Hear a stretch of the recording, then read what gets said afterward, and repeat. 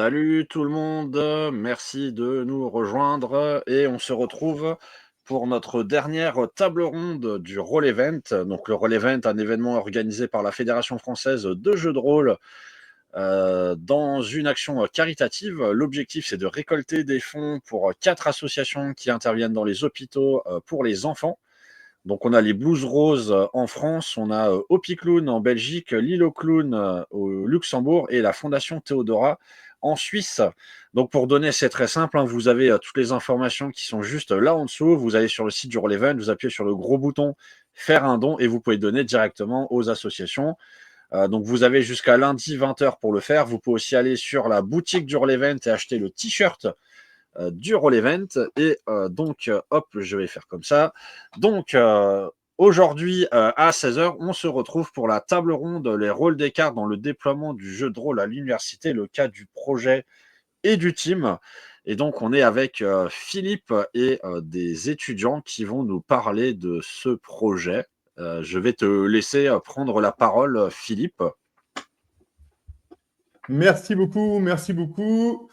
Bonjour à toutes et à tous. Donc, bienvenue pour cette table ronde qui va s'articuler en 3 temps. Tout d'abord, eh bien, les étudiants vont se présenter, les étudiants qui m'accompagnent et qui ont participé effectivement à ce projet. Ensuite, je ferai une petite présentation pour vous présenter le contexte. Et enfin, eh bien, les étudiants ont préparé des questions-réponses sur l'usage ou les pratiques des cartes sous toutes ses formes, cartes à jouer, cartes géographiques, dans le cadre du projet et du team, mais on y reviendra. Donc, je donne d'abord la parole à Élise, Soukina, Julie et Mufadal. Du coup, je vais commencer. Bonjour à tous, je m'appelle Élise Lefebvre. Alors, on est tous dans le même parcours informatique et management. Et moi, je suis en L3. Et j'ai entendu parler du JDR seulement l'année dernière, donc ça fait vraiment pas longtemps. Et c'était dans le cadre du projet et du team où on a fait un jeu de rôle sur l'actualité. Donc ça, c'était la première fois. Puis après, il y a eu plusieurs projets sur le jeu de rôle qui se sont enchaînés. C'est comme ça que je me retrouve à parler ici avec le peu d'expérience que j'ai, mais bon. Voilà. Je te laisse la parole, Soukaina. Alors bonjour à tous, donc moi je m'appelle Soukaina Kadvouri Aloui et du coup je suis en première année de licence informatique et management. Et moi, c'est cette année que j'ai découvert le jeu de rôle, donc il n'y a même pas 2-3 mois, depuis la rentrée dans le cadre de mon projet d'école. Et voilà, donc avec moi, vous aurez un peu la vision du débutant en jeu de rôle. Voilà. Bonjour, moi c'est Julie Pereira. Alors en ce qui me concerne, je suis en Master 1 Management DSI, donc toujours dans le parcours informatique et management. Pour ce qui est des jeux de rôle, je connais quand même depuis longtemps. Je regardais des parties de personnes faire des jeux de rôle et j'ai joué à mon premier jeu de rôle avec des amis il y a 3 ans et j'ai eu l'occasion d'en faire d'autres dans le parcours informatique et management. Donc bonjour à tous, moi c'est Moufadel Kouitia et je suis en deuxième année du coup de licence informatique et management. Et pour ma part, j'ai découvert les jeux de rôle l'année dernière, donc lors d'un test dont on va parler tout à l'heure. Et voilà, c'était ma première expérience. Et voilà, c'est tout. Merci, merci à tous. Donc, moi, je suis Philippe Lépinard. Je suis maître de conférence à l'IAE Paris-Est. Alors, l'IAE Paris-Est, c'est l'école de management de l'Université Paris-Est-Créteil.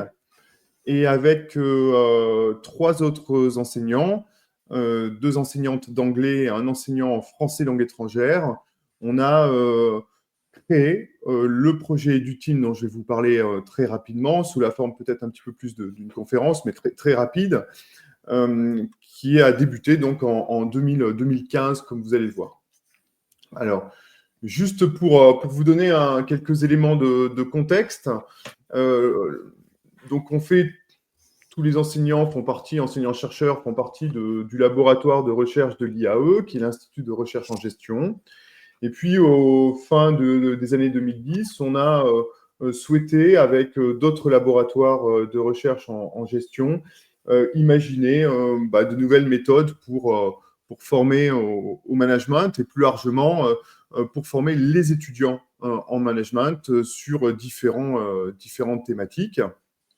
Et on a regroupé, maintenant plus d'une centaine de chercheurs qui travaillent là-dessus, et puis chacun un petit peu ça ou ses spécialités. Donc, à l'IAE Paris-Est, on s'est orienté sur ce qu'on appelle la ludopédagogie, c'est-à-dire la formation avec le jeu. Donc, en 2015, on a, pour soutenir ce projet, créé un Fab Lab, donc le GameX Lab. Donc, c'est un Fab Lab d'expérimentation ludopédagogique qui détient, on a regardé les chiffres, presque 700 jeux, principalement des jeux physiques. On a une quinzaine de jeux vidéo à peine, tout le reste sont des jeux de société et une JDR Tech particulièrement fournie, avec plus de 100 jeux différents. Et cet espace est aussi ouvert au public, au public, aux étudiants quand même, mais en libre accès en guise de ludothèque. Voilà. Donc, ce Fab Lab sert à la fois pour les expérimentations dont je vais vous parler et pour faire découvrir aussi les jeux modernes. Alors, en discutant avec le président de la Fédération française de JDR, Stéphane, on voulait orienter au début cette présentation sur la découverte du jeu de rôle auprès des jeunes publics, ou en tout cas de publics qui ne connaissent pas le JDR. Et en fait, en discutant avec lui, on s'est rendu compte que finalement, la place des cartes était importante, mais là aussi, je reviendrai là-dessus tout à l'heure. Alors, le projet du team, là, vous voyez déjà, moi, en tant que MJ, en train de faire un cours de management, mais très rapidement, j'ai laissé ma place aux étudiants pour qu'ils prennent aussi ce rôle. Alors, les caractéristiques essentielles du projet, c'est la seule slide où il y a du texte, mais il y a quand même quelques éléments importants à connaître. Donc, le projet a débuté en 2015, comme je l'ai dit, avec 4 enseignants. Nous ne travaillons pas sur ce qu'on appelle les serious games. Ça ne nous intéresse pas. Nous, on travaille sur le détournement des jeux. Alors, il y a plusieurs concepts, notamment le serious gaming, mais bon, le détournement des jeux de loisirs dans des enseignements universitaires de gestion, alors management, système d'information et méthodologie du retour d'expérience, enfin voilà, plusieurs cours en sciences de gestion, d'anglais et de français langue étrangère, et ça couvre l'ensemble des niveaux, comme vous avez pu le constater. Donc ici, on a une étudiante en première année de licence, un étudiant en deuxième année, une étudiante en troisième année, et puis on a Julie qui clôt les aînés en master 1, mais même en master 2, il y a encore des jeux. Alors, on travaille sur cette méthodologie. Donc, avec Lionel, on a parlé tout à l'heure de différents noms, Nicolas Bézon, Bandisport, Antoine Chollet à l'Université de Montpellier. Donc, on a quand même créé un réseau pour valider de manière rigoureuse tous nos travaux. Et c'est un vrai projet de recherche que nous menons sur l'utilité du détournement des jeux dans l'information. Et on a créé une méthodologie avec de réelles preuves d'apprentissage. Ça nous tenait vraiment à cœur. C'est-à-dire que l'idée n'est pas simplement de mettre des jeux pour que les apprenants, pas forcément d'ailleurs des étudiants, ça peut être aussi des managers en activité, soient contents de la formation. Encore faut-il qu'ils apprennent réellement. Et donc, le projet intègre à chaque fois une dimension d'évaluation des connaissances ou des compétences. Et tous les cours que je vais vous présenter ont été expérimentés, sont maintenant déployés au vu des résultats positifs sur l'acquisition de connaissances ou le développement de compétences. Alors, le projet du team est réparti en 3 sous-projets autour des wargames, jeux d'histoire, mais également wargames fantastiques, le JDR, bien entendu, sur lequel je vais revenir un petit peu plus approfondi après, et les jeux vidéo. Alors, on a un site internet, eduteam.fr, où vous pouvez trouver plus de 250 références Et d'ailleurs, Julie et Elise ont déjà d'autres textes, ont travaillé sur certains projets, et notamment Julie a travaillé sur le hacking, comment former aux étudiants, voilà, comment initier les étudiants au hacking. Et là, c'est avec une démarche de gamification. Et Elise, comme elle vous l'a dit, travaille sur le projet du team avec comment représenter ou comment atteindre ou développer la réflexivité et l'esprit critique avec le JDR. Donc, c'est un projet public. Donc, la majorité des articles sont totalement en libre accès, hormis peut-être un ou deux papiers qui sont dans des revues académiques. Vous avez aussi, j'ai mis le site du Fab Lab, GameX Lab, où on raconte un petit peu toutes nos actualités. Alors, rapidement, hein, sur les trois types de sous-projets, donc voici le cours de management que donc Mufadal, Elise et puis Julie ont vécu, où on déploie des jeux, des wargames. Alors, ils peuvent être historiques, quasi-historiques ou totalement fantastiques. Comme là, là, on voit Elise d'ailleurs, qui est à gauche avec Pacific Fighters. Et puis à droite, X-Wing. Normalement, c'était la classe de Julie d'ailleurs, mais on voit pas Julie, on vous voit plus tard pour Fiasco. Donc là, sur du Wargames, on déploie ça sur des cours qui vont de 20 à 40 heures de cours sur donc, méthodologie du retour d'expérience, management et gestion de projet en système d'information. Alors, la particularité quand même du projet Etudim, c'est de convertir intégralement le cours. C'est-à-dire qu'il n'y a pas une implantation d'un jeu sur une séance. Hein. Si le cours fait 40 heures, eh bien, on va mettre le jeu à chaque session, donc des sessions de 4 heures, et l'intégralité du cours se fera autour du jeu. Il n'y a aucun slide PowerPoint, rien du tout. Tout se fait autour du jeu et surtout du retour d'expérience et des discussions qu'on a à la fin du cours. Alors, c'est vrai pour les wargames, c'est vrai pour les jeux vidéo, c'est vrai pour les jeux de rôle, mais en plus petite quantité, puisque c'est des blocs de 12 heures ou 16 heures, c'est-à-dire que c'est un bloc cohérent de cours, mais pas le cours complet, pour des raisons logistiques.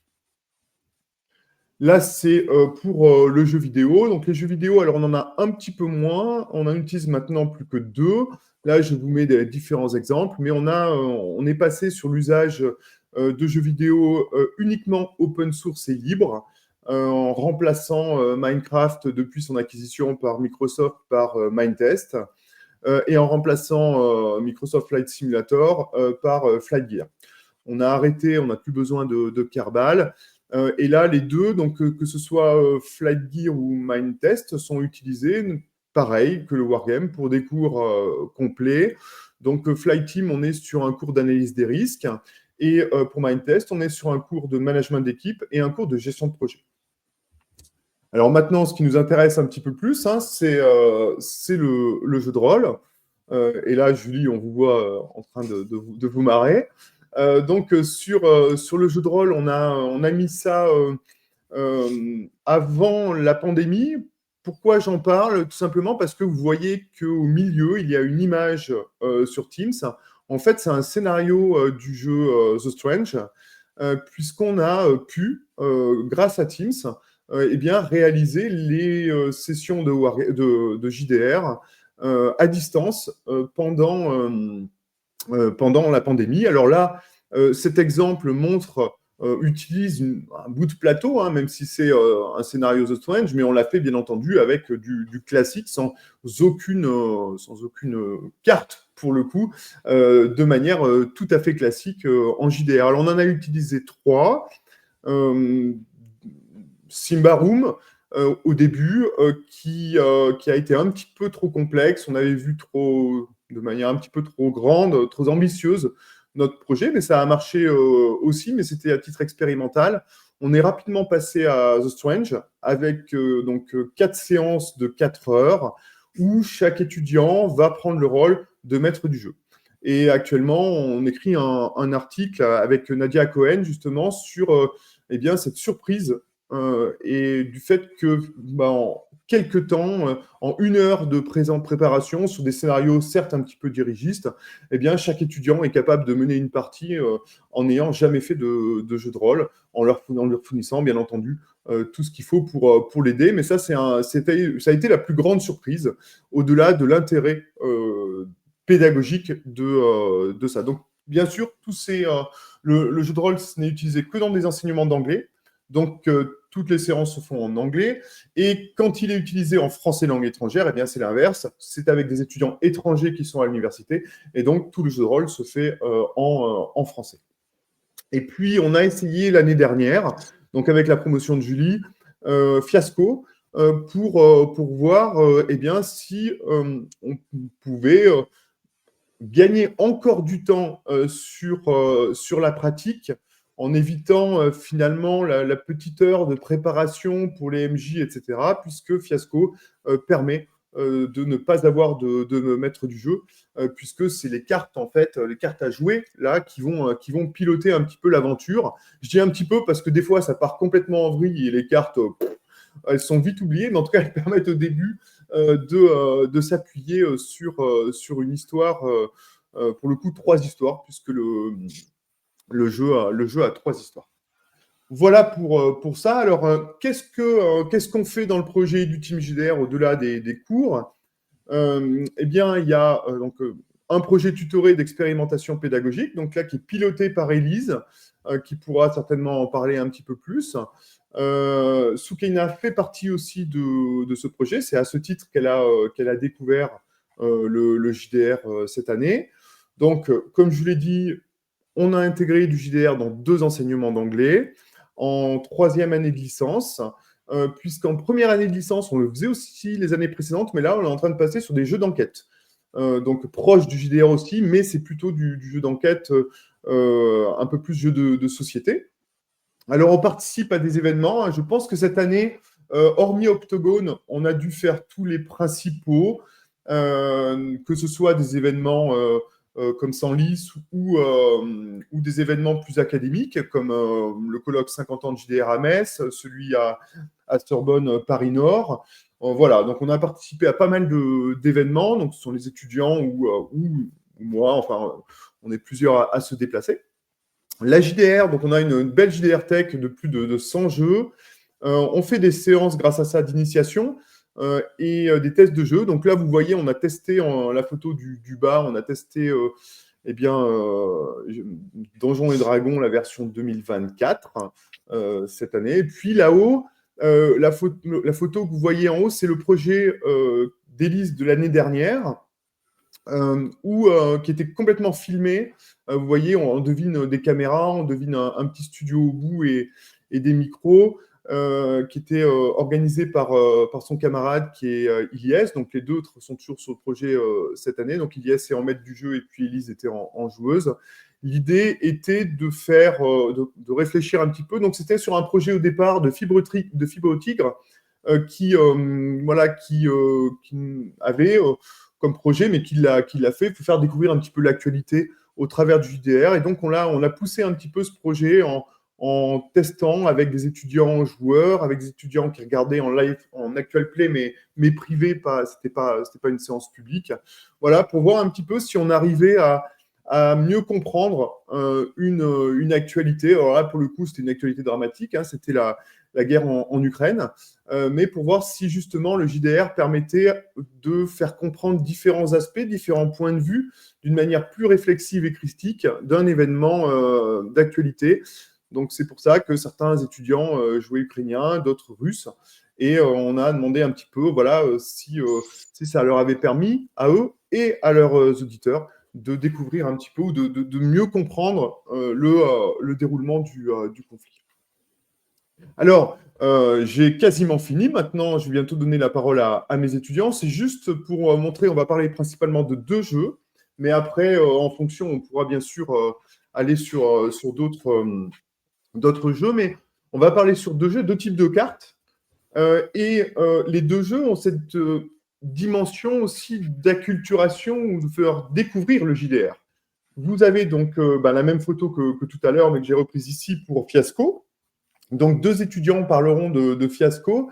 Mufadal qui a, lui, expérimenté, avant de le mettre en cours, le jeu avec d'autres de ses camarades. Et puis Julie qui l'a vécu pendant les 3 séances donc de cours d'anglais. Et puis ensuite, on ira sur Twilight 2000, donc la dernière version, où là, on voit d'ailleurs Élise et puis Soukaina, donc qui ont, alors plutôt Élise pour le coup avec Louia, une de ses camarades, qui ont organisé pour un article dans le magazine Vaevictis, donc le magazine des jeux d'histoire Vaevictis, donc pour l'écriture d'un article dans ce magazine sur l'hybridation un petit peu entre Wargame et JDR au travers de ce jeu Twilight 2000, mais il a servi aussi pour faire découvrir le JDR à d'autres étudiants. Donc là, il y en a 3 autres. Donc on voit Cassandre à côté d'Élise, il y a Lana et je me souviens plus qui était, si c'était Quentin Mabec qui était derrière. Donc voilà, j'ai fini ma petite présentation de contexte. Maintenant, je vais pouvoir donner la parole aux stars, hein, parce que c'est elle et lui les stars. Hein, et puis moi, je vais me taire. Voilà. Alors, vous savez sur quoi on va aller. Donc, c'est Mufadal qui va commencer, puisqu'en termes de chronologie, c'était Mufadal qui avait sur ces 2 jeux le premier, donc avec le test de Fiasco. Ensuite, ce sera Julie qui continuera. Ensuite, ce sera Élise et Soukaina qui nous parleront de Twilight 2000. Je remercie la fédération quand même de nous avoir invités à cette conférence. Donc, je remercie Lionel et puis Stéphane. Bravo pour tout ce que vous faites, pardon. Et je remercie mes étudiants qui ont bien voulu accepter de venir. Alors certes un dimanche après-midi, mais on a travaillé un petit peu hier. Il y a eu pas mal de messages, donc c'est plus qu'un dimanche après-midi. Voilà, donc merci à elle et lui, et merci à la Fédération française de JDR. Ok, du coup, je vais prendre la parole. Donc, on avait testé le jeu Fiasco, c'était l'année passée, donc avant qu'il soit mis en place pour les cours des anciens L3. Donc, comme le thème était l'utilisation des cartes dans le jeu de rôle, j'ai questionné samedi, j'ai questionné mes camarades avec qui j'ai testé le jeu pour avoir l'avis de tout le monde et pas seulement le mien. Et c'était a priori unanime, c'était que les cartes étaient assez utiles dans le sens où le jeu nous laisse quand même une grande liberté par rapport à notre imagination. Sauf que trop de liberté par rapport à notre imagination, ça fait qu'on pourrait se perdre dans notre propre imaginaire. Et donc les cartes étaient assez importantes sur ce point-là. Et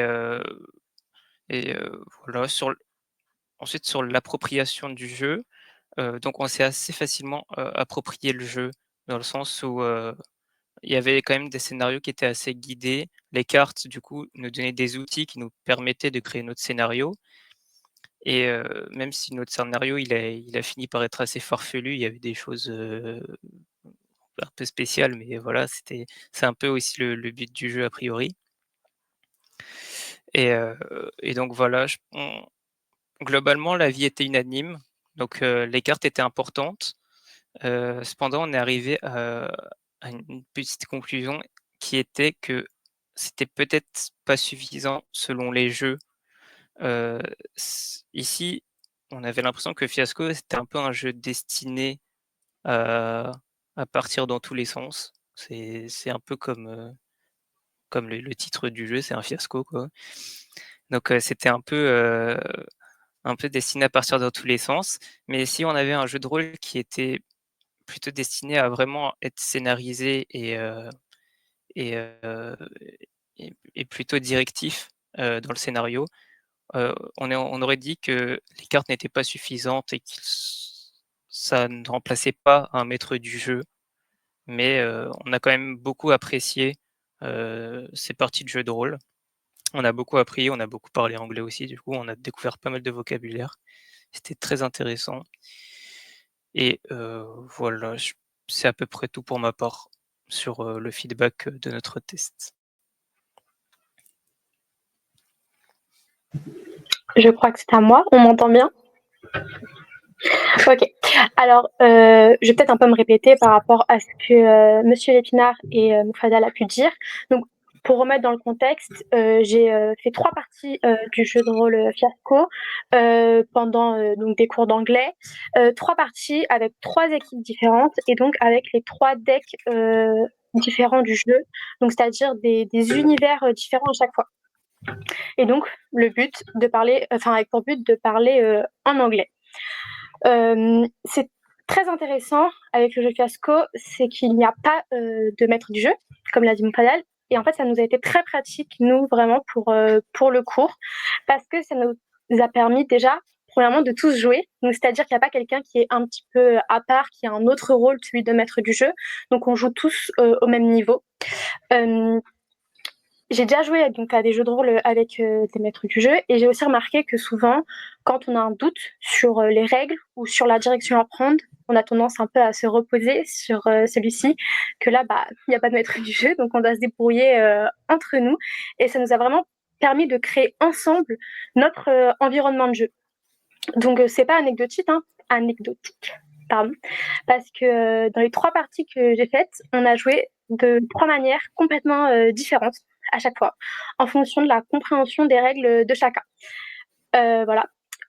Donc, on jouait les parties de Fiasco et à chaque fin de partie, on devait présenter à notre classe notre scénario en groupe. Le fait qu'il n'y ait pas de maître du jeu qui nous guide un petit peu, parce que même si l'imagination est importante dans tous les jeux de rôle, il y a quand même un chemin à peu près à prendre et surtout un point d'arrivée. Et là, pour le coup, pas du tout. Donc, ça partait un petit peu dans tous les sens. Et donc, c'était notre histoire à nous, pas une histoire préétablie. Et donc, quand on était au moment de faire la présentation devant le reste de la classe, on défendait notre histoire à nous personnellement. Du coup, on était beaucoup plus impliqués dans notre présentation de l'histoire. Ça a vraiment renforcé l'esprit d'équipe qu'on pouvait avoir. Voilà. Alors, pour ce qui est des règles, on y a eu accès juste avant de jouer et vraiment pas du tout longtemps. Je pense que c'était vraiment le but, c'était qu'on n'ait pas un temps fou pour comprendre les règles. Et c'est pourquoi il y avait des compréhensions différentes des règles par rapport à tout le monde. On n'avait plus accès aux règles après pendant le jeu, donc on a fait en fonction de ce qu'on a tous compris, pour répondre à la question des commentaires. Voilà, donc le but c'était quand même d'entraîner notre anglais, mais il y avait quand même une réflexion de groupe pour la mise en place des règles communes. Donc comme je vous l'ai dit, qui étaient différentes à chaque partie. Pour ce qui est de l'anglais, justement, c'était quand même le but à la base. Comme je l'ai répété plusieurs fois, il n'y a pas de maître du jeu, mais que des cartes, et des cartes qui sont simples. Comme l'a dit Moufadal, il y a peu d'éléments dessus. Quand je dis simple, c'est ça, c'est qu'il y a peu d'éléments. En fait, il y a un code couleur. Donc, une couleur, un élément. Et l'élément est écrit sur la carte en quelques mots seulement. Et cette simplicité dans les cartes, ça nous a permis de nous approprier le jeu et donc de le déformer un petit peu dans tous les sens pour déjà améliorer la compréhension de chacun, mais aussi l'adapter au niveau d'anglais de tout le monde. Parce que dans notre classe, il y a des personnes qui parlent très bien anglais, mais il y a des personnes avec des difficultés, ce qui est normal. Et ces personnes-là ne se sont pas senties mises à l'écart parce que c'était trop compliqué comme niveau de jeu. Voilà. Qu'est-ce que je voulais dire d'autre? Ah oui, lorsque les cartes nous paraissaient trop compliquées, justement, pour les inclure, parce que le niveau d'anglais, des fois, était un peu compliqué, il y a des mots qu'on ne comprenait pas, on décidait de soit changer de carte complètement, soit de ne pas inclure l'élément dans notre partie, parce qu'encore une fois, c'est pas nécessaire. En fait, le jeu laisse une énorme liberté, ce qui nous a vraiment permis de l'adapter à chacun. Donc, au final, on a commencé par prendre le jeu comme une manière d'améliorer notre anglais, mais ça nous a aussi permis de travailler notre esprit d'équipe, notre cohésion, l'adaptation et bien évidemment notre imagination. Voilà, c'est tout pour moi.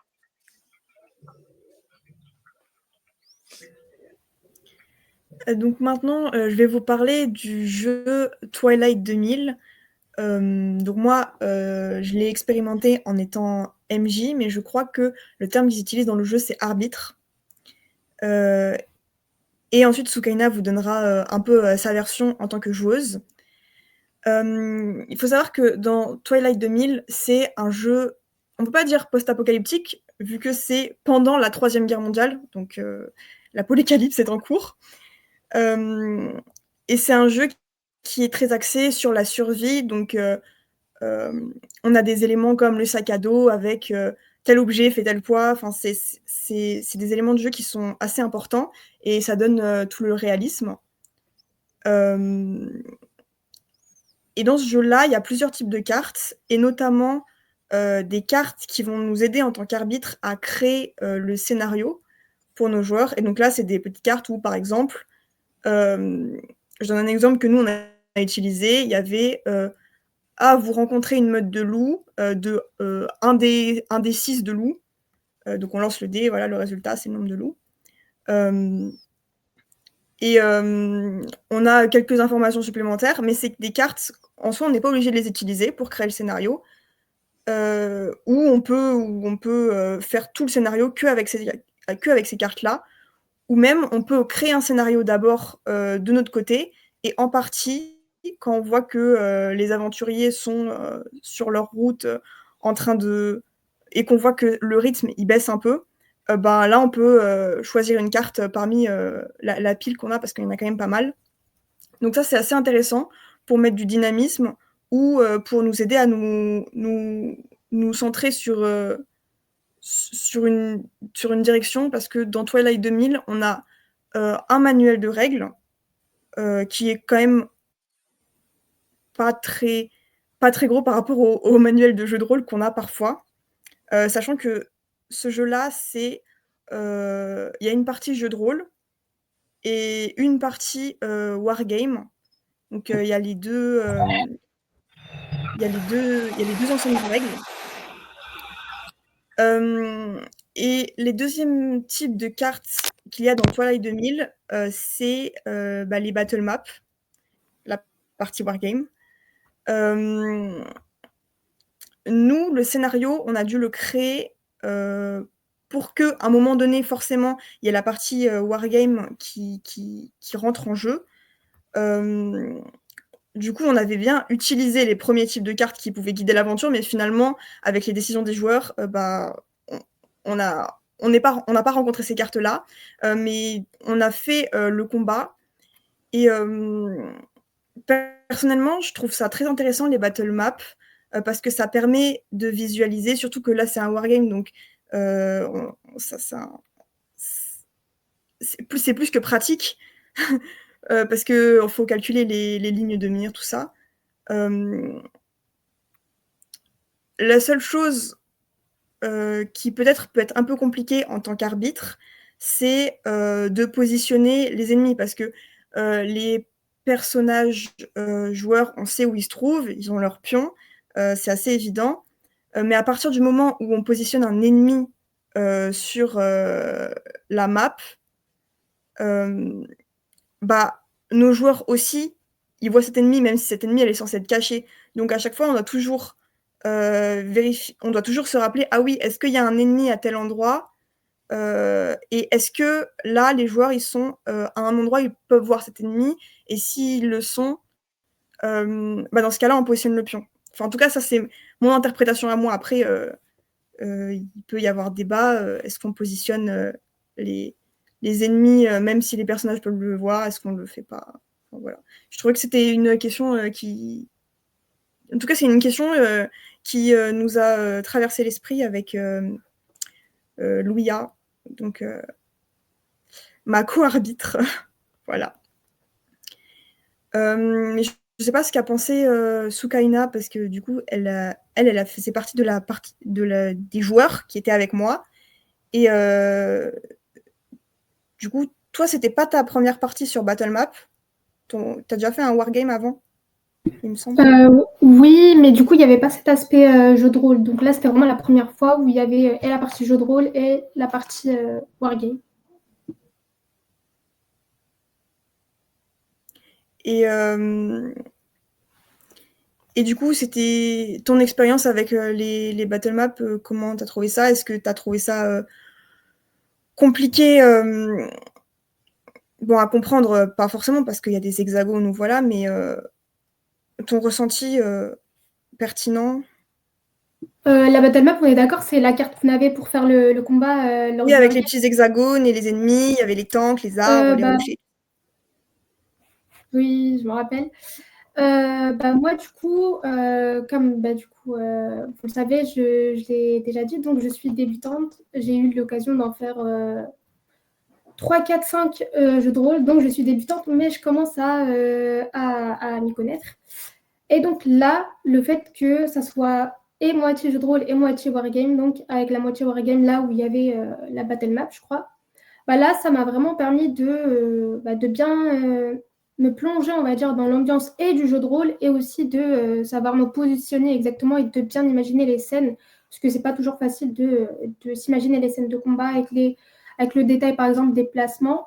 Donc là, le fait qu'on puisse voir et visualiser nos placements exacts et que ce soit nos placements à nous ou le placement des ennemis, là, ça a permis qu'on se plonge dans l'ambiance et de mieux savoir quoi faire, quelles actions faire, etc.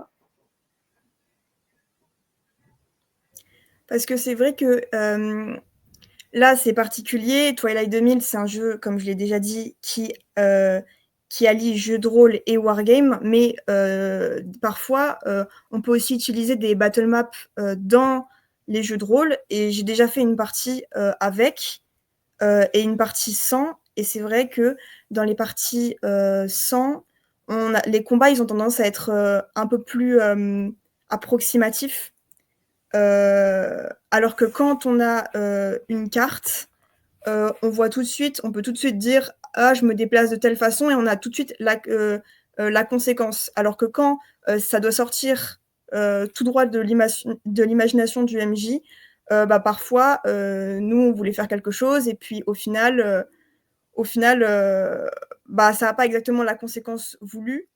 Parce que le MJ ne peut pas non plus gérer tous les détails et imaginer exactement tous les positionnements avec toutes les conséquences. Après, dans Twilight 2000, on avait aussi une grande carte qui faisait tout le pays. Donc on avait le choix entre deux pays et nous, on a joué en Suède. Et donc on avait toute la carte comme ça du pays. Pour voir un petit peu de loin, comme ça on pouvait se projeter de loin à peu près vers où sont les troupes, vers où les personnages veulent se déplacer, parce que ce jeu-là, il est clairement... on peut le jouer pour faire une campagne, on peut jouer pendant des heures et des heures et des heures, donc on peut traverser tout le pays si on a envie. On a toutes les routes, les rivières, enfin, voilà. Et c'est pas le seul jeu, évidemment, on a des cartes géographiques comme ça. Mais toi, je sais que Sukaina, tu as fait des parties où il n'y en avait pas de cartes géographiques comme ça. Est-ce que tu trouves que c'est mieux avec ou c'est mieux sans? Et pourquoi? Moi, personnellement, j'ai du mal un peu à m'imaginer parce que des fois, j'ai l'impression que je pars dans tous les sens ou alors, au contraire, j'arrive pas trop à m'imaginer le contexte du jeu de rôle. Donc là, le fait qu'il y ait une carte, donc que ça soit la carte géographique avec le pays, c'était la Suède, ou alors la carte là où se déroulaient tous les combats. Donc le fait qu'il y ait des cartes, ça m'a vraiment aidé à rentrer dans le contexte et pas aller dans tous les sens de mon imagination. Au contraire, des fois, j'ai pas d'imagination. Et donc là, ça m'a vraiment permis de m'imaginer le contexte du jeu tel qu'il était.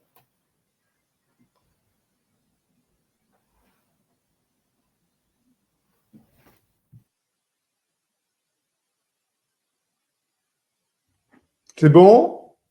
Vous avez fait déjà un premier tour? Bon, alors on va continuer maintenant. On va continuer sur... moi, j'ai des questions par rapport à tout ce que vous avez dit là. Parce que là, c'était vraiment très sympa. Ça ne remplace pas le MJ à un moment, vous avez dit, les cartes. Ça, c'était sympa. C'est Julie qui a dit ça. Non, c'est pas Julie. Je ne me rappelle plus qui a C'est dit ça. Moufadal. C'est Moufadal qui remplace pas le jeu. D'accord, d'accord. Et par contre, Julie, vous avez rebondi sur on doit se débrouiller entre nous. Bon, alors, vous avez dit la même chose ou pas, du coup? Ouais, hein? J'ai l'impression qu'on est un petit peu. Alors, vous aviez déjà fait du JDR normal. Mais Fadal, vous aviez fait une séance de JDR normal ou juste vous, il y a J'avais eu fait un fiasco? une petite introduction, mais elle était très rapide. Et C'était avec. Vous vous rappelez pas le nom du jeu? non, je me rappelle pas du nom. Non.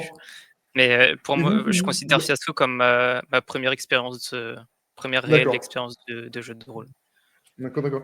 Mais vous auriez pas aimé être MJ si ça avait été un jeu normal? Euh, Julie, vous avez déjà fait MJ ou pas, vous? Non. Et je ne suis contente parce que c'est un rôle que je trouve très compliqué. Déjà parce que on est un peu, c'est le principe, un maître du jeu, mais c'est-à-dire que on doit vraiment recadrer quand ça part dans tous les sens. Et en ce qui me concerne, avec mes camarades de classe, je sais qu'on a tendance à partir dans tous les sens, et donc ça peut être dur de recadrer un peu tout le monde en disant faut aller quand même dans une certaine direction. Donc je pense que c'est un rôle compliqué qui demande de la préparation. Et donc c'est pour ça aussi que j'ai bien aimé le jeu Fiasco, c'est parce que on était tous des joueurs, que le maître du jeu, c'est pas un joueur justement. Et donc j'ai l'impression qu'il y a quand même un côté un peu plus, un peu moins pardon, pas pédagogique, au contraire, un peu moins amusant. Donc voilà.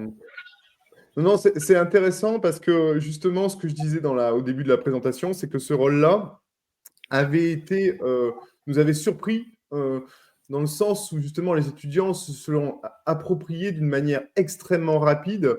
Voilà. Alors, quand on demande par contre à la fin quel est le rôle que vous avez préféré, est-ce que c'est MJ ou joueur? Alors, on a un quart d'étudiants qui ne voudront plus jamais faire joueur, tellement ils se sont éclatés. Mais en effet, les 3 autres quarts se sentaient plus à l'aise sur l'aspect joueur. Soukaina, vous aviez fait un wargame, justement aussi pour un article pour Vae Victis, qui est sorti ce mois-ci d'ailleurs. Vous vous souvenez quel était le jeu que vous aviez, sur lequel vous aviez travaillé, ou le temps historique? Alors, c'était une guerre grecque. Je me souviens plus trop du nom, mais en tout cas, c'était il y a longtemps, très, très, très longtemps. D'accord. Et il y avait une carte, c'était une carte comment, avec des hexagones, ou c'était une carte avec point à point entre différentes régions? Vous vous rappelez? Ou voire même en zone, parce qu'en fait, dans les wargames, on trouve 3 types de cartes. Les hexagones, comme ce que nous a dit Élise tout à l'heure. On a les zones comme le jeu Risque, finalement, où il y a des zones des pays. Et on a le 3e type principal dans les wargames, c'est point à point, c'est-à-dire qu'on a des sortes de routes entre des zones d'intérêt. Vous vous souvenez là, quel était le type de carte pour vous? Alors, si je me souviens bien, normalement, c'était avec des hexagones. Hexagones. Des hexagones. D'accord. Et donc là, parce que là, sur Twilight, il y avait quand même différents types de cartes. Avant d'aller sur les battle maps, est-ce qu'il y avait ce qu'on appelle une carte aussi avec des hexagones, mais où en fait, chaque hexagone représente une grande zone d'intérêt, et finalement, on peut se passer un scénario par hexagone? Est-ce que c'était ça, Élise, ou est-ce que chaque hexagone était suffisamment précis pour jouer vraiment le scénario? Non, en fait, il y avait des sortes de zoom sur vraiment une maison, tout ça, où il y avait des hexagones, une propriété. Donc là, les hexagones faisaient, je sais pas, 10 mètres, par exemple. Je sais plus exactement le nombre. Mais sinon, après, on avait juste une immense carte géographique où là, il n'y avait pas d'hexagone. Il y avait juste... Enfin, peut-être qu'il y en avait. Mais en tout cas, c'est pas comme ça forcément qu'on se déplaçait. Il y avait des routes, il y avait... Enfin... Voilà, mais c'était pas chaque hexagone, il se passe quelque chose de différent à chaque fois, et à chaque fois qu'on rentre dans un hexagone, ça change. D'accord. Donc, en fait, il y avait 3 niveaux de cartes, 3 niveaux de zoom, où le battle map, c'était vraiment celui avec les hexagones, où là, il y avait l'ensemble de la zone précise. Bah, 2 niveaux de zoom, du coup. 2 niveaux. La carte géographique et puis les battle maps où on avait soit des endroits avec des bâtiments en ruine ou des bâtiments encore construits. Du coup, dans ces cas-là, on ne voit pas l'intérieur, on n'a pas l'intérieur des maisons. Ou soit à l'extérieur, avec, comme habituellement, avec les arbres, les rochers, enfin voilà. D'accord. D'accord. Alors maintenant, j'aurais une question. Alors, vous avez peut-être un petit peu déjà abordé, mais est-ce que, alors, pour toutes et tous, vous avez, alors peut-être pas Mufadal qui a fait peut-être plutôt que Fiasco, mais effectivement, je crois que vous avez participé à un test.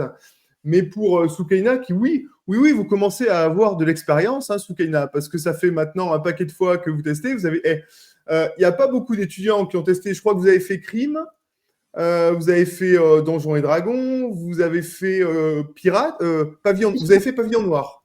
Ouais, Pavillon Noir. Mais pas Donjons et Ouais. Dragons. Pavillon Noir, Crime, et là, du coup, Twilight 2000.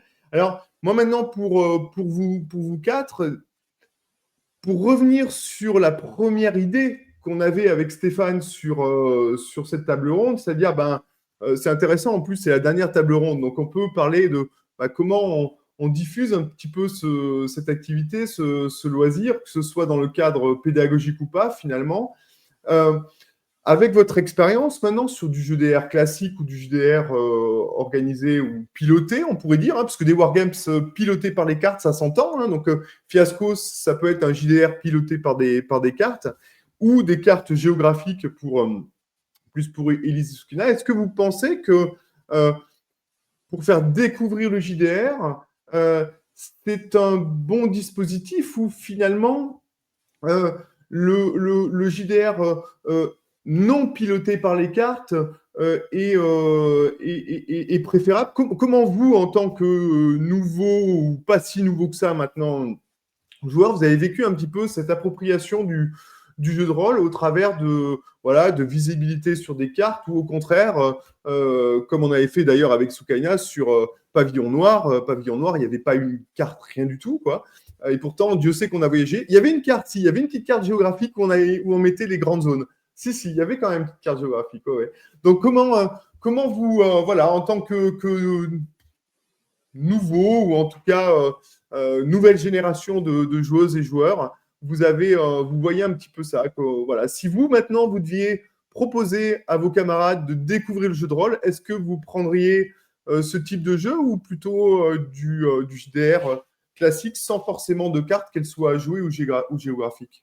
Voilà, répondez dans l'ordre que vous voulez, sinon on garde le même ordre, mais allez-y.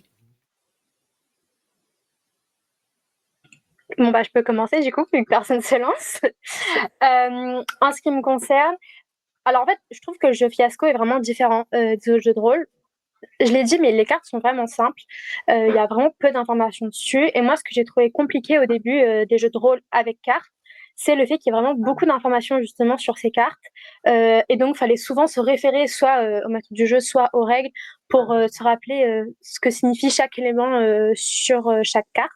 Donc, je préfère qu'il n'y ait pas de cartes que des cartes compliquées pour introduire dans le jeu de rôle, en tout cas, parce que c'est quand même plus simple. Et on a tendance quand on a un support physique, donc là les cartes, on a tendance à vouloir s'y fier absolument et éviter de trop dériver, de oublier des informations, comme si on loupait une partie du jeu. Et donc, on reste quand même longtemps sur à quoi sert tel élément, etc. Enfin, on passe quand même beaucoup plus de temps sur les règles du jeu plutôt que de jouer.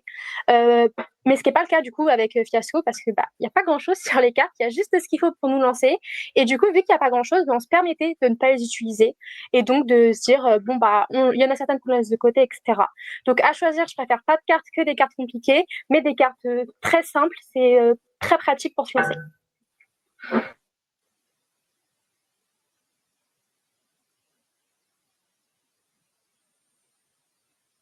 Mufadal?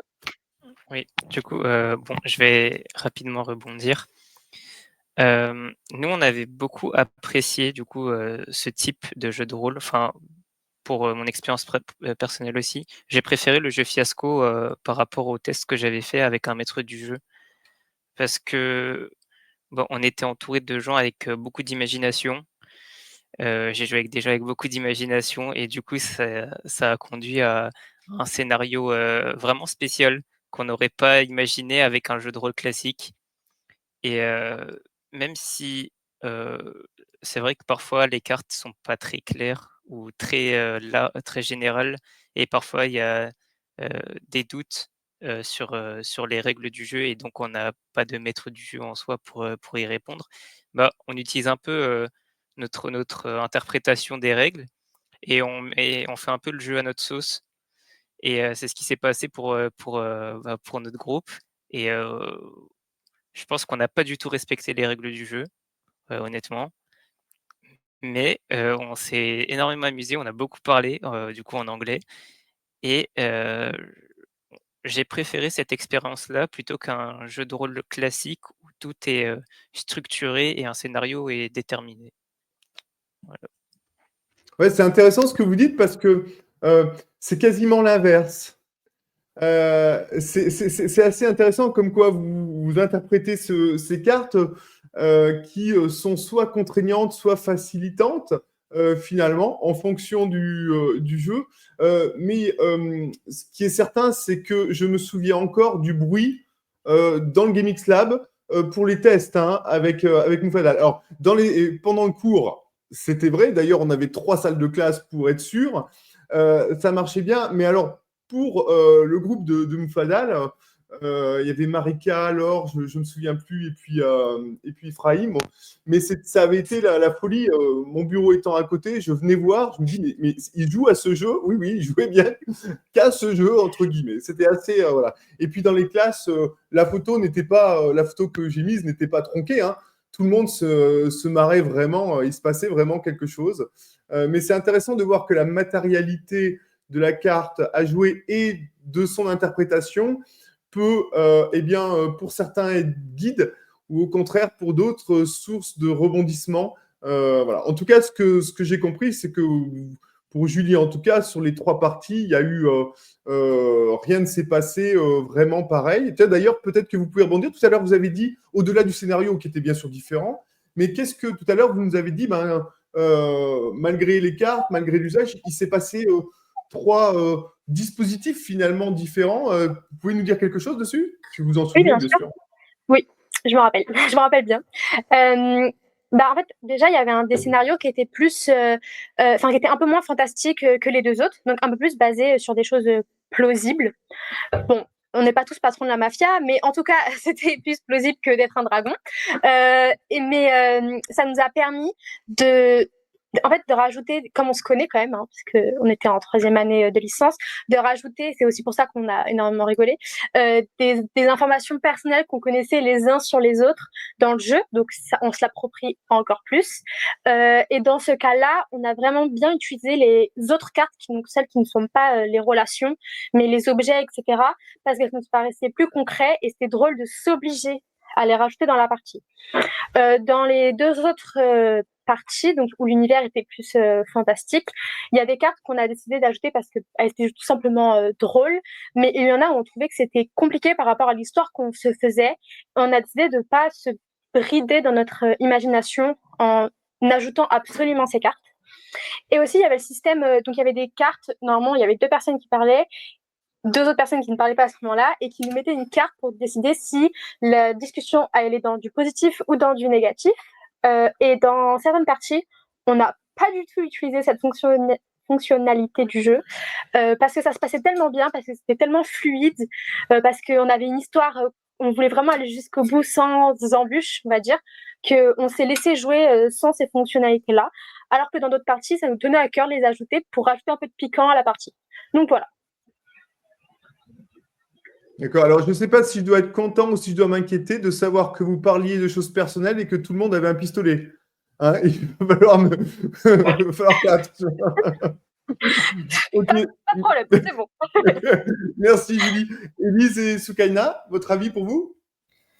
Alors moi, en ce qui me concerne, quand je débutais, j'avais un peu du mal à imaginer les scènes, etc., à vraiment me mettre dans l'ambiance du jeu de rôle. Donc là, je peux être que ça peut être vraiment être intéressant de rajouter des cartes, que ce soit géographiques ou pas, hein, mais de rajouter des éléments pour que les joueurs ou même le MJ puissent se repérer et que tout le monde puisse visualiser l'histoire et la situation avec leurs propres yeux, parce que c'est pas toujours facile de s'imaginer les scènes, etc. Voilà. Oui, c'est vrai. C'est vrai qu'il y a un commentaire dans le chat qui parle du théâtre de l'esprit. Souvent, le JDR, on considère, voilà, c'est le théâtre de l'esprit, puisque tout se passe dans notre tête et en plus, ben, on ne voit pas la même chose chacun d'entre nous. Mais c'est vrai que ce n'est pas forcément aisé, facile.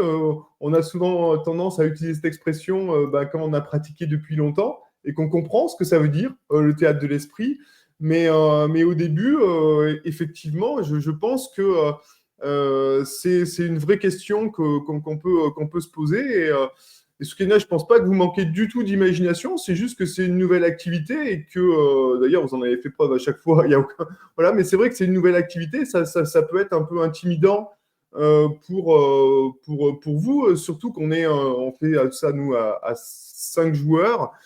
Souvent et un MJ et ça peut être effectivement un dispositif pour entrer mais juste avant de vous laisser la parole et juste pour revenir à Soukenak pour par exemple Pavillon Noir où on avait quand même une carte globale pour voir où notre équipe allait, mais le reste, il n'y avait pas du tout de schéma, notamment vous vous rappelez par exemple quand on allait libérer le chef indien dans une forteresse. Là, vous n'avez pas eu de mal. Alors, est-ce que vous avez besoin plutôt d'une carte géographique large pour vous projeter, pour vous immerger dans l'aventure, ou est-ce que vous avez besoin plutôt de cartes précises, non pas pour vous immerger dans l'aventure, mais dans la scène? Est-ce que les deux sont importantes ou est-ce qu'il y en a une des deux qui prend le pas ou... Voilà. Bah, c'est plus pour s'immerger dans la partie qui est plus action. Il y aura des batailles, etc. Ou même juste de l'action. Bah, là, par exemple, dans le jeu Twilight 2000, je trouvais que c'était vachement plus simple de s'imaginer du coup la scène, puisqu'on se positionnait vraiment. On savait, on pouvait savoir si on pouvait tirer ou pas, parce que si on était plus ou moins loin ou pas de la personne.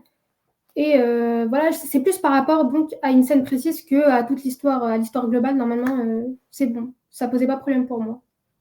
Et est-ce que vous pensez que c'est lié au réalisme de ce JDR, du coup, qui entraîne la nécessité d'une carte parce que la distance de tir d'un fusil, elle est extrêmement précise. Est-ce que dans le cadre d'un jeu de rôle beaucoup plus fantastique, vous pensez que c'est aussi utile pour vous, Skina, ou pas? Vous avez fait Star Wars, le jeu Star Wars, est-ce qu'il y avait des cartes, par exemple? Oui, il y avait une carte où on pouvait se placer comme Twilight 2000. D'accord, d'accord. Et donc, là, pour le coup, c'est moins réaliste et ça vous a plu autant, la partie carte, enfin, plus, c'est pas le terme, mais ça vous a été utile autant, la partie carte? Là, justement, comme c'était un univers pardon, un peu fantastique, je trouvais que ça rajoutait juste un élément à retenir en plus. Je trouvais que la carte, elle n'était pas vraiment nécessaire.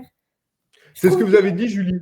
C'est ce qu'a dit Julie, c'est-à-dire que l'appropriation de la carte en elle-même, alors là, la carte à jouer, peut couper un petit peu la dynamique. C'est bien compris, Julie, peut-être que j'ai mal interprété. Non, complètement. En fait, ça peut rajouter un élément, entre guillemets, de lourdeur en plus au jeu quand il n'est pas nécessaire. Par exemple, le jeu Star Wars, auquel j'ai pu jouer aussi, on ressentait pas franchement l'utilité des cartes. Et d'ailleurs, on avait du mal à les utiliser, je m'en souviens, parce que c'était pas dans le réel. Alors que j'avais joué à un autre jeu de rôle qui reproduisait la Première Guerre mondiale, je crois. Et donc là, il y avait un plateau avec des cartes. Et pour le coup, l'utilisation des cartes était bien plus utile parce que, voilà, plus réaliste et du coup pour être sûr de ne pas partir n'importe où, ce qui est complètement faisable avec des jeux pas réalistes comme les Star Wars. Merci Julie Skena. Élise, votre avis sur les cartes? Alors moi, ça dépend. Je trouve que c'est pas exactement le même intérêt en tant que joueur et en tant que MJ. Par rapport aux joueurs, bah, ça va dépendre de l'aventure. Il y a des jeux de rôle, mes premières parties, je savais même pas qu'en fait, qu'il y avait des gens qui utilisaient des cartes, que ce soit pour des combats ou que ce soit juste des cartes pour se repérer dans l'univers. Et ça allait très bien. Je veux dire, ça m'a pas paru bizarre. Par contre, il y a des aventures, comme avec vous, monsieur, on a joué à Donjons et Dragons, où on est dans une fête foraine, une sorte de fête foraine, et il y a plein de lieux, et on doit choisir dans quel lieu aller en premier, tout ça, et la carte, je trouve qu'elle est plus qu'utile, parce que sinon, ça oblige le MJ à lister tous les lieux qu'il y a, et enfin, ça fait que c'est un peu compliqué.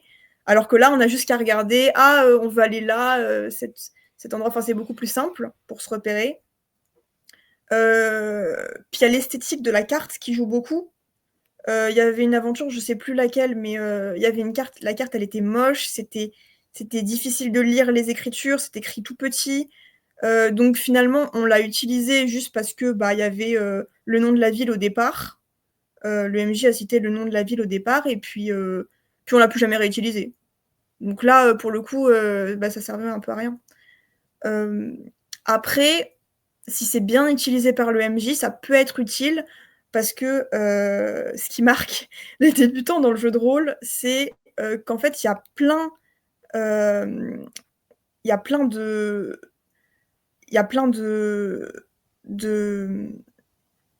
J'ai perdu ma phrase. Oui, c'est bien par-delà le carnaval de Sorcelume. Je vois le commentaire. Du coup, je sais plus ce que je voulais dire. Non, mais c'est pas grave, Élie, je vais rebondir sur ce que vous avez dit. Finalement, par rapport à nos questions, moi, j'en ai une. De quoi vous vous souvenez? Quelle est la chose dont vous vous souvenez dans votre partie de JDR? Est-ce que, au final, les cartes, vous vous en souvenez, ou est-ce que vous retenez, ou vous avez ressenti et c'est autre chose dont vous vous souvenez? En général, on se souvient d'images qui sont associées à des ressentis, donc la carte peut faire partie de ces images-là. Et souvent, vu qu'on a le nez devant pendant toute la partie, souvent on s'en souvient, ou alors c'est vraiment qu'elle n'a pas été utilisée du tout. Donc oui, c'est une des choses qu'on se souvient le plus, enfin pour moi. Très bien. Et les autres? Est-ce que vous vous souvenez des cartes, ou est-ce que vous vous souvenez d'autres choses finalement? Pour ma part, je me souviens plus des cartes où on a une scène précise, par exemple, de combat, que les cartes qui sont là juste pour indiquer l'endroit géographique, par exemple, et qu'on n'a pas beaucoup utilisé lors de la partie.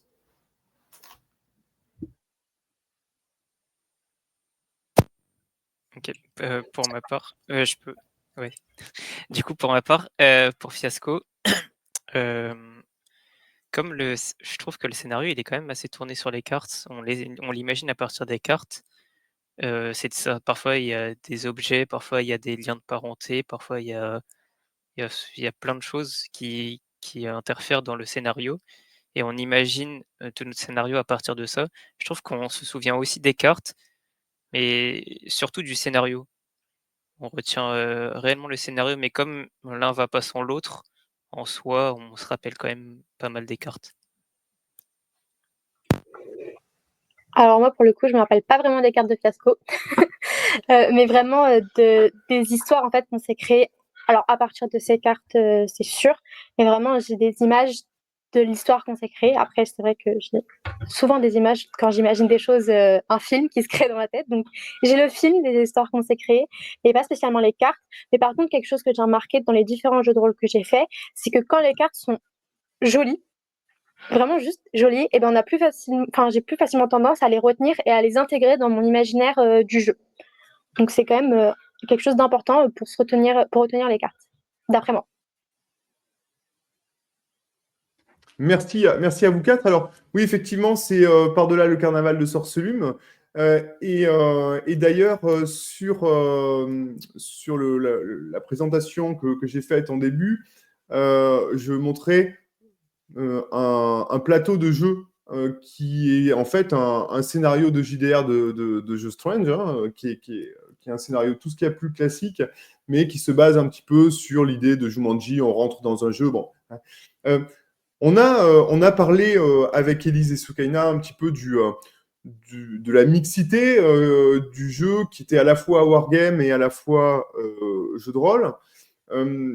Que pensez-vous si on pousse la carte plus loin du passage au jeu de plateau, en fait?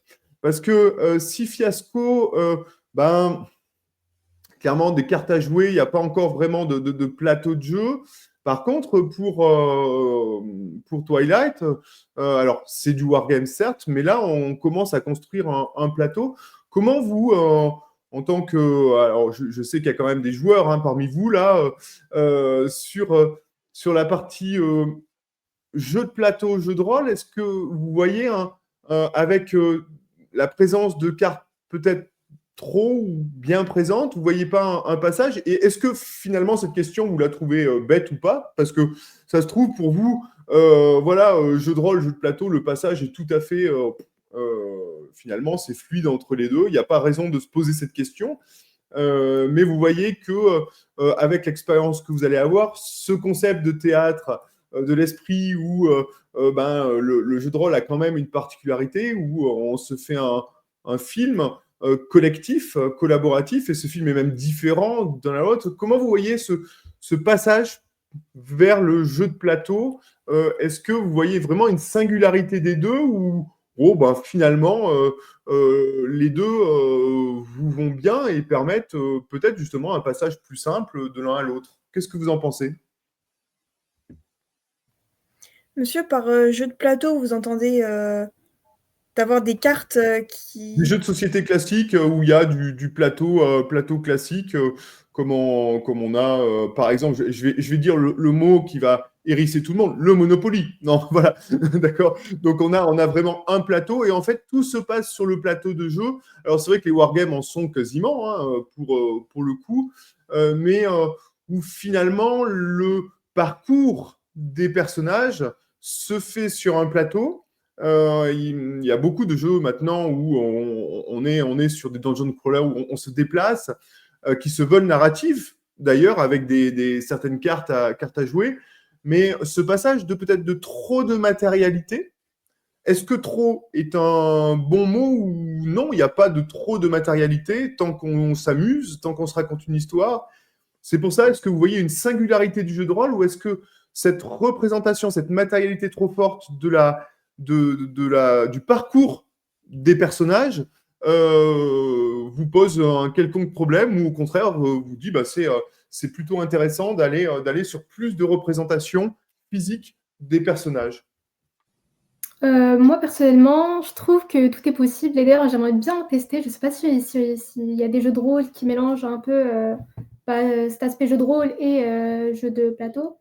Mais en tout cas, j'aimerais bien tester. Mais j'ai peur qu'il y en a un qui prenne plus le dessus que l'autre.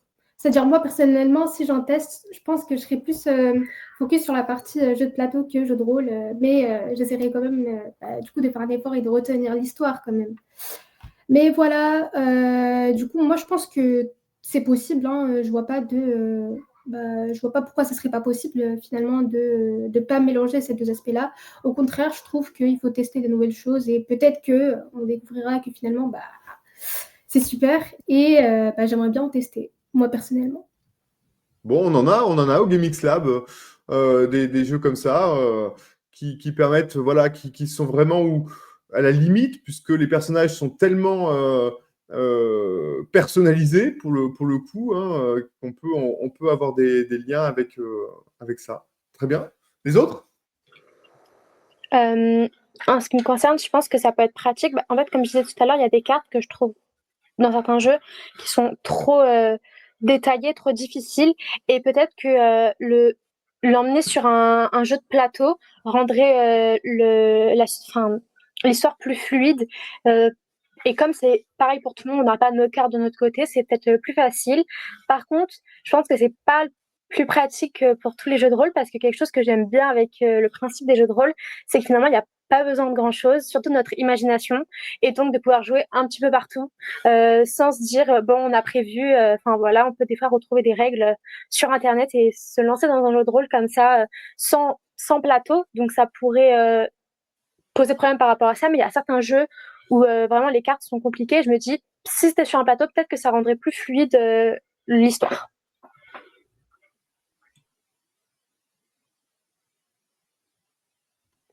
Élise, Moufadal? Bah, moi, je trouve que ça dépend de ce qu'on veut faire. Il faut faire attention à est-ce que c'est le plateau qui est un support pour ce qu'on imagine, ou est-ce que c'est le plateau qui vient avant et du coup on est limité par lui. Je vois aucun problème à avoir plus de représentation physique. Je veux dire, on n'est pas obligé, mais il y a des gens que ça aide à mettre en immersion. Et puis de toute façon, je veux dire, on aime bien. C'est pour ça que tous les gens qui sont fans de livres ou qui sont fans de films, il y a plein de fan art, il y a plein de choses qui sont faites autour de ça. Et pareil dans le jeu de rôle, on peut s'amuser à peindre des figurines. On peut s'amuser à faire tout un décor, on peut s'amuser à faire des jeux de rôle grandeur nature.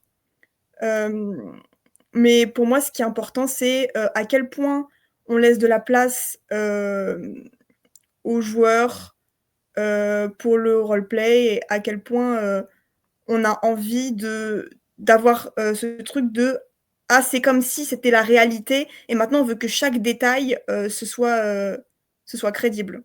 Donc c'est un équilibre à trouver en fonction de ce qu'on veut faire, enfin, dans mon avis en tout cas. Du coup, je vais rebondir un peu sur ce qui a été dit. Je suis assez d'accord avec Élise et Julie. Avec Julie, notamment sur la liberté, c'est assez... Enfin, c'est vrai que les jeux de rôle sont plutôt basés sur l'imaginaire et c'est intéressant, je trouve cet aspect et peut-être le jeu de un plateau ou oui, un jeu de plateau, ça pourrait nous contraindre et comme l'a dit Élise et du coup, c'est vrai qu'il faudrait trouver peut-être un équilibre, mais c'est possible en soi, mais oui, c'est vrai qu'il faut pas que le plateau prenne une trop grande place et qu'il nous contraigne à notre imaginaire. Parce que, ouais, encore une fois, la partie importante selon moi des jeux de rôle, c'est vraiment imaginer des choses et laisser parler notre imagination. C'est ça qui est très intéressant dans les jeux de rôle. Merci à vous quatre. Écoute, je trouve que la dernière phrase, Moufadal, conclut de manière parfaitement, en tout cas, la partie que nous avions préparée, Lionel. Donc, je ne sais pas si tu as des questions à poser aux étudiants ou voilà, ou si tu as pu en relever dans le chat. J'ai pas spécialement regardé. Il y a eu des remarques, mais j'ai pas vu de questions apparemment. Beaucoup de remarques par rapport à ce qui a été dit. Moi, déjà, premièrement, j'aurais envie de dire que c'est super d'avoir ce genre d'activité à l'université. Malheureusement, je pense que beaucoup de joueurs de jeux de rôle, quand ils étaient à l'université, quand ils faisaient du jeu de rôle, si vous connaissez peut-être les séries télé comme Stranger Things et autres, ils devaient jouer dans leur cave pour éviter de subir certaines choses des autres personnes. Donc, j'ai envie de dire que vous avez beaucoup de chance de pouvoir vous amuser comme ça. Par rapport juste à ce qui a été dit, alors ça, c'est peut-être plus une question pour monsieur le professeur Lépinard. Les élèves ne jouent que en physique, c'est ça, en présentiel, ou est-ce que vous faites parfois des activités en virtuel? Non, on a juste fait ces activités en virtuel pendant le confinement. Sinon, c'est toujours en présentiel, que ce soit les wargames ou jeux de rôle. En revanche, on a quand même d'autres activités autour du JDR qui se font à distance. Et ça fait la deuxième année où on organise un concours avec Goodman Games, donc concours de création de scénarios pour DCC. Et donc, Élise a été gagnante l'année dernière. Donc, c'est avec Joseph, donc Goodman Games, avec Emmanuel d'Aquileos, Emmanuel Bouteille, qui est traducteur officiel de DCC, et Jean-Philippe Renaud de la chaîne Coup Critique. Et donc, ces trois personnes sont le jury de la création de scénarios. Et on est 4 enseignants où on fait le jury de premier niveau pour qu'ils en aient que 3 à classer. Donc, c'est la deuxième année qu'on fait ça. Et l'année dernière, on a eu de belles cartes qui ont été dessinées, puisque l'une des consignes qui était donnée, c'était de respecter le plus possible l'ambiance de DCC. Et donc, il y a eu de belles cartes au crayon noir et blanc qui ont été produites. Mais voilà, ça c'est un côté un petit peu annexe. En termes d'implication, c'est important, puisqu'on a une université en Espagne, à Madrid, une université à Valparaiso aux États-Unis, et on a cette année une quinzaine d'équipes avec des Américains, Espagnols, Français, et notamment aussi on a une équipe à Montpellier, donc avec mon collègue Antoine Chollet.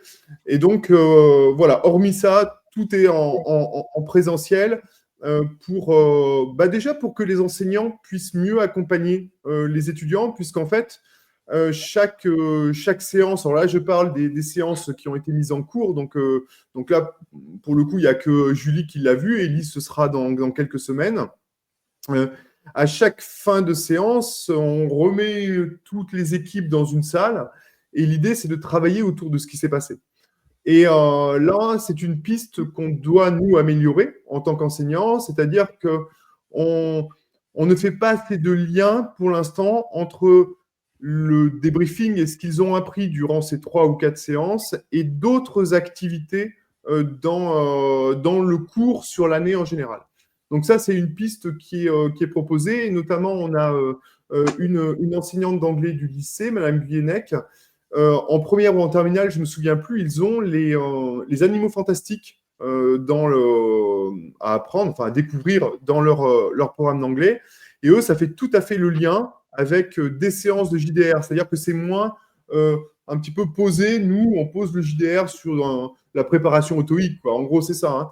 Alors qu'au lycée, il peut y avoir des liens avec le programme. Et on pense que là, on va pouvoir aller plus loin sur comment dire là, j'ai du mal à trouver le mot, mais profiter de ce qui a été produit par les étudiants, à valoriser. Voilà, c'était à valoriser la production des étudiants au-delà du simple temps de jeu. Et pour ça, on a besoin de le faire en présentiel, puisque les enseignants tournent autour des tables de jeu, écoutent, interviennent rarement, écoutent surtout, pour pouvoir ensuite, en débriefing, revenir sur les points de grammaire. Et ça, c'est un sujet intéressant. C'est-à-dire que dans le projet EduTeam, il n'y a pas d'évaluation du temps de jeu.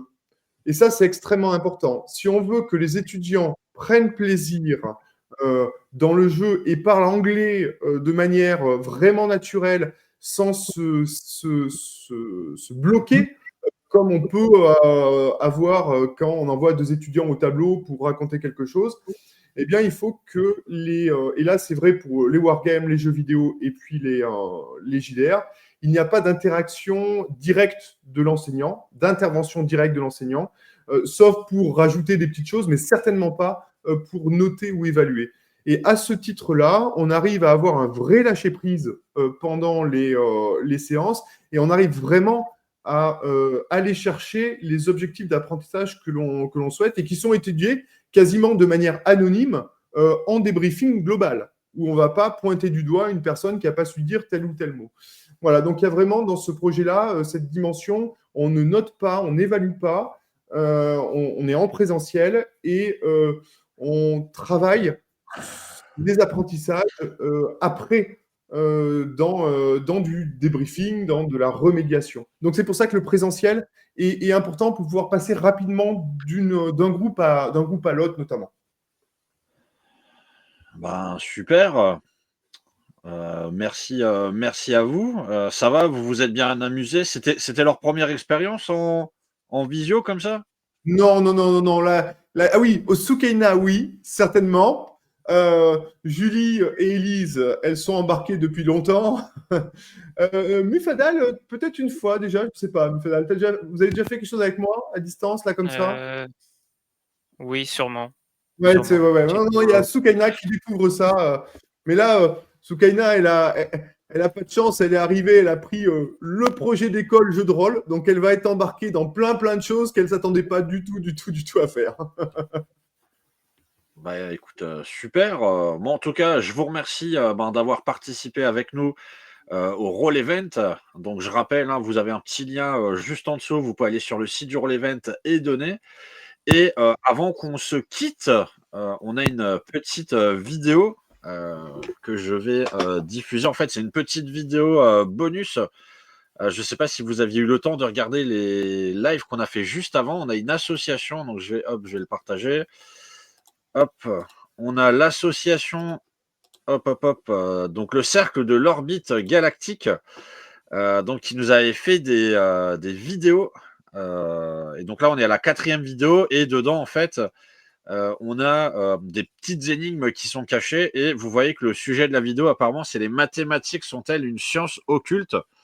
Ça doit vous parler, ça, les mathématiques. Donc, je vous propose, la vidéo, elle va durer 10 minutes, un petit peu moins de 10 minutes. Et une fois que ce sera fini, on pourra couper et vous pourrez retourner à vos activités personnelles. Allez, je vais lancer. Bienvenue dans Rhétorique Galactica, l'émission interréalité qui traverse les galaxies du débat. Excusez-moi.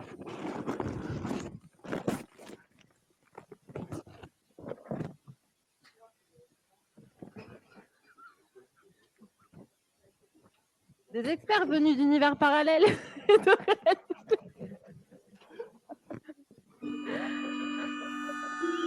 Alternés s'affrontent sur des sujets cosmiques, entre science, philosophie et énigmes nanométriques. Préparez-vous à des discussions effervescentes sur des questions qui bouleversent l'espace et le temps. Qui saura convaincre? Qui fera exploser les idées? Rejoignez-nous et laissez-vous emporter dans l'orbite des grands débats intergalactiques pour trouver le nom du nanite. Alors, aujourd'hui, on va parler du nombre. Dans un océan de nombres et d'équations, un nombre se cache parmi les 100 premiers. Ce nombre énigmatique est composé uniquement de chiffres premiers et combine un chiffre pair et impair en 3 C'est le plus grand de cette liste, qui répond aux 2 conditions précédentes. Il se cache dans l'ombre des plus grands et devant les plus petits, au milieu des 100 premiers, gardant son caractère. Quel est ce nombre qui complète le nom du nanite, la clé de notre énigme? Depuis la nuit des temps, les mathématiques sont vues par les humains comme un langage universel, permettant de décrire l'univers, de comprendre les phénomènes physiques et même d'explorer des concepts abstraits. Mais pour certains, elles vont bien au-delà d'une simple science rationnelle. Les mathématiques ne sont-elles pas aussi une forme de magie, un code caché dans la structure même du cosmos? Ce soir, nous interrogeons cette relation entre logique et mysticisme.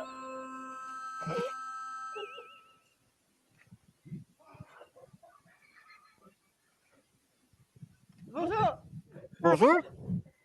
Bonjour. Bonjour. Appelez-vous?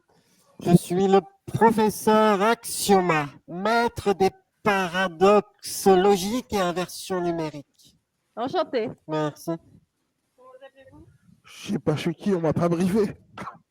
Je suis professeur Lira. Enchanté, professeur Nera.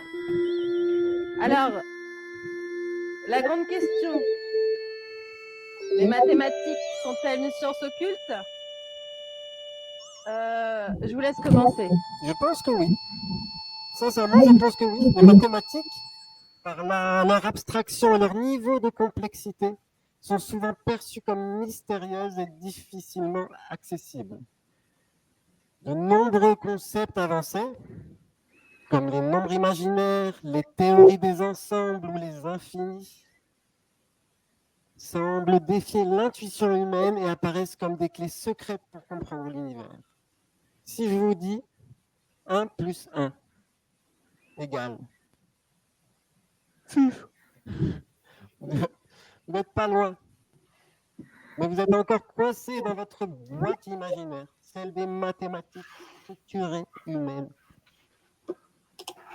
Et donc, si je comprends bien,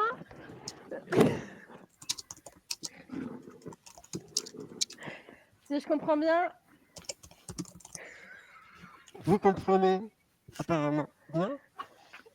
vous ne considérez pas les mathématiques comme une science.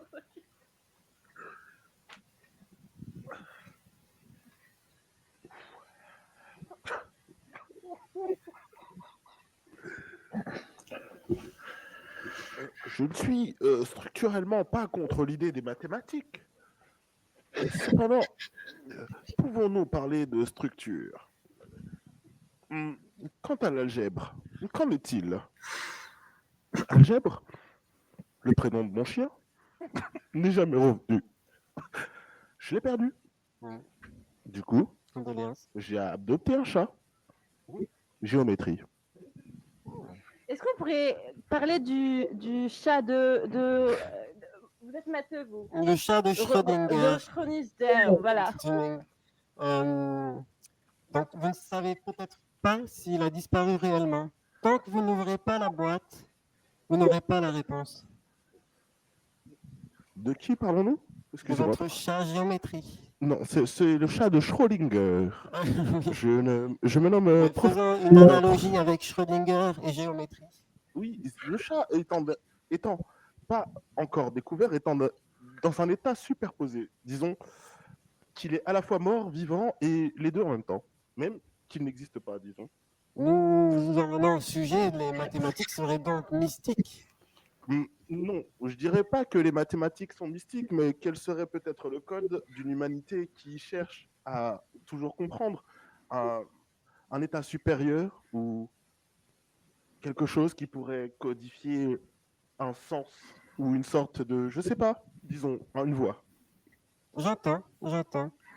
Donc 1 plus 1 pourrait signifier ouverture du portail stellaire. Oui, parce que si je me rase, je ressemble à Tilk dans Stargate et Géant.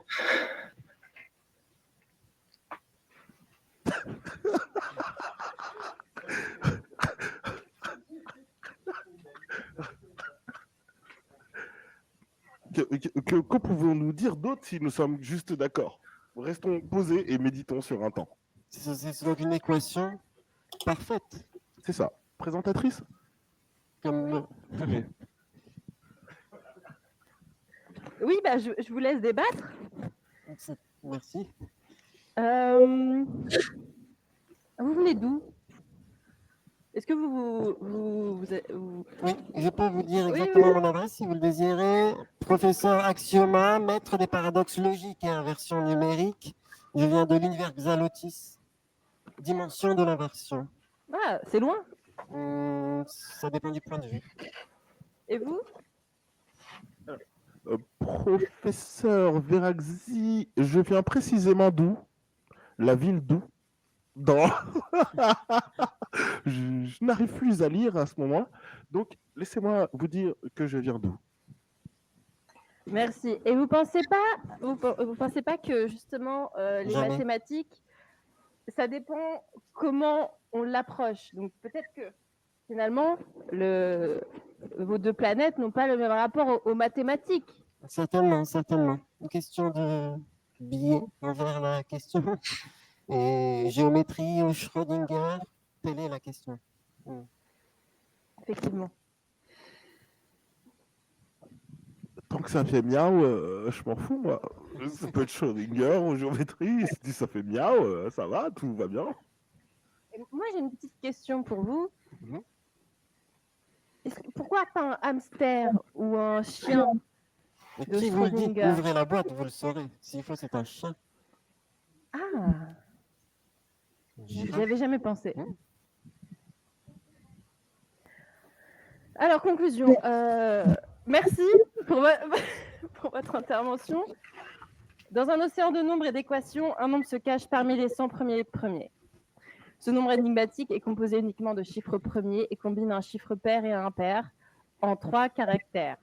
C'est le plus grand de cette liste qui répond aux 2 questions précédentes.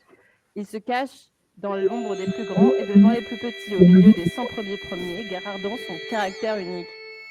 Quel est ce nombre qui complète le nom du nanite, la clé de notre énigme? Depuis la nuit des temps, les mathématiques sont vues par les humains comme un langage universel permettant de décrire l'univers, de comprendre les phénomènes physiques et même d'explorer des concepts abstraits. Mais pour certains, elles vont bien au-delà d'une simple science rationnelle. Les mathématiques ne sont-elles pas aussi une forme de magie, un code caché dans la structure même du cosmos? Ce soir, nous interrogeons cette relation entre logique et mysticisme.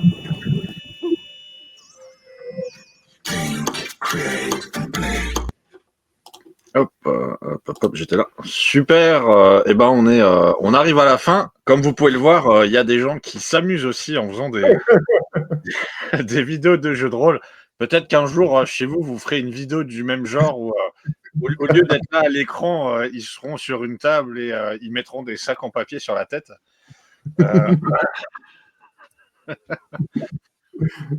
Bon, je me méfie après de l'aspect loufoque parce qu'il y a quand même une énigme à trouver. Oui. Donc des fois, l'aspect loufoque est beaucoup plus fin qu'on le croit. Et Pour je recontextualiser, pour recontextualiser, donc c'était la 4e vidéo en fait de 4 vidéos d'énigmes. Et à la fin, normalement, vous êtes censé trouver une réponse à l'énigme qui a été posée dans la première vidéo. Donc c'est pour ça qu'il faut voir les 4 vidéos. Je remarque que dans cette dernière vidéo, en fait, les gens qui sont intervenus, c'était pas les comédiens des premières. Ça a l'air d'être des personnes qu'ils ont trouvées et qu'ils ont fait intervenir. Et d'ailleurs, si vous faites attention, à la fin, il y en a un d'eux qui a un regard de perplexité. En tout cas, moi, je vous remercie d'avoir été présent avec moi.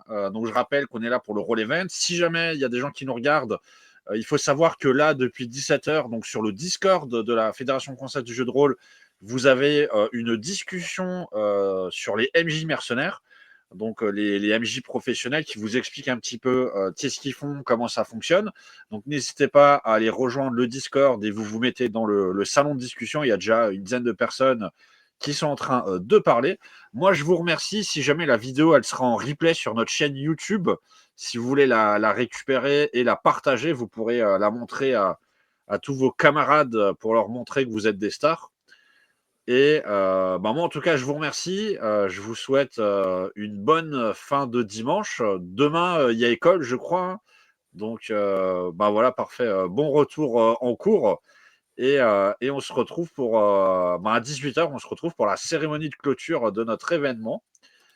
Et bonne soirée à tout le monde. Ciao, ciao. Merci beaucoup. Merci, bonne soirée.